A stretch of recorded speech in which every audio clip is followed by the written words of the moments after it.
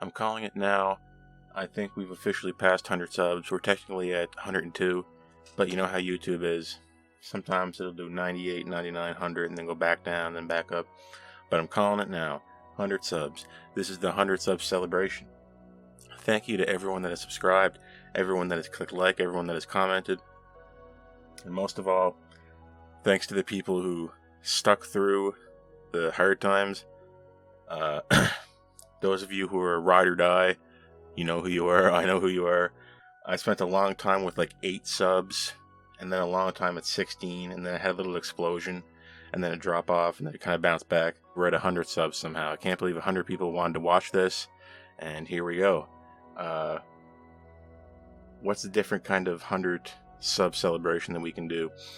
Well, I'm going to show you some behind the scenes stuff, warts and all. I'm going to show you some ugly stuff, and some corny stuff, and I read this book maybe 10 years ago, and I could never really forget it for some reason. Like, it's not a great book. It's certainly not the best Star Trek book. It doesn't have the best plot.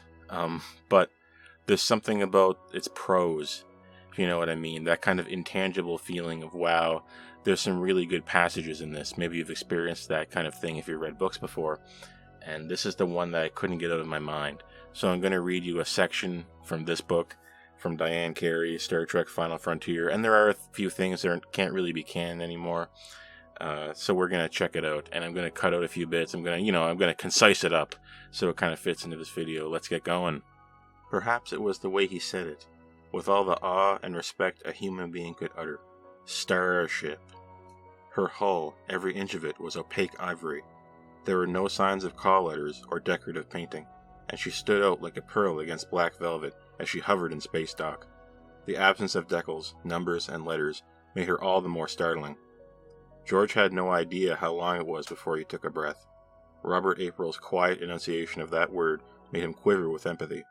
Together, they stared out the portal. Shaped to awe and to threaten, a careful amalgam of size and line, the ship implied speed, even though speed in space had nothing to do with shape. From the primary saucer to the sleek cigar-shaped power cells in the back, her beauty had a harshness about it, almost a hauteur. The design, though not altogether unfamiliar, had been severely streamlined and made new. Her gleaming cream-white hull says she wasn't meant to melt in with the curtain of space. Rather, she was meant to stand out against it. Her most impressive single feature, though, was her size. For a streamlined ship, she was thunderous. Yet there was no sense of bulk at all. She was like a gigantic swan, a bird grown 1,000 times normal, yet somehow retaining its grace. She's not meant to be a pageant wagon, April said, beginning slowly. She has to be introduced gradually, carefully. She's easy to misunderstand, and many Federation member governments are suspicious of a centralized power. That's what this ship looks like. Like one facility is trying to build a device so powerful that no one will be able to challenge its decisions. You see, if the Federation doesn't centralize soon, it'll ossify. It won't mean anything or do anything. This ship and a fleet like her will mean ideological unity if we play our cards right. George paced across the upper deck to a place where he could scan the firing mechanisms on the helm console. Carlos Florida looked up at him, self-consciously, but said nothing, as the newly appointed first officer glared fiercely at the instruments, as though the control panels themselves were capable of manipulating the people around them. After a long time, George said, "This is the scariest thing I've ever seen." April came forward and leaned on the bridge handrail. Casually, he prodded, "Why? Why? A ship like this? Even just one of her? And you're talking about a whole fleet?" "Yes, as many as 10 starships. But I don't..." "Don't you?" George attacked. "Don't you really? You're avoiding reality, Robert. That computer, those sensors, those weapons, all that compounded energy stored in this ship, it adds up to a power machine that could cut through the enemy vessels a lot more easily than through those ion storms. For the first time, we can protect the frontier and our colony planets, and be taken seriously. We can intimidate the Romulans, the Klingons, and everyone else into leaving us alone." April waved a hand desperately. "But do we want to do that?" "Are you saying we don't? We've learned valuable lessons over recent years, both about our technology and about our conscience, as one of the first known races to explore our galaxy for exploration's sake. We now know, at great cost, that we have a responsibility.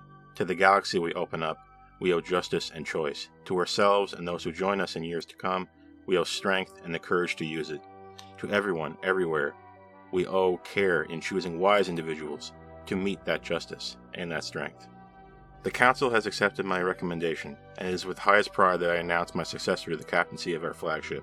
Upon recommendation of two close and respected consultants of mine, as well as my own acquaintance with his common sense and sense of adventure, I pass along my legacy to Captain Christopher Richard Pike, and entrust to him the command of the United Federation starship Enterprise.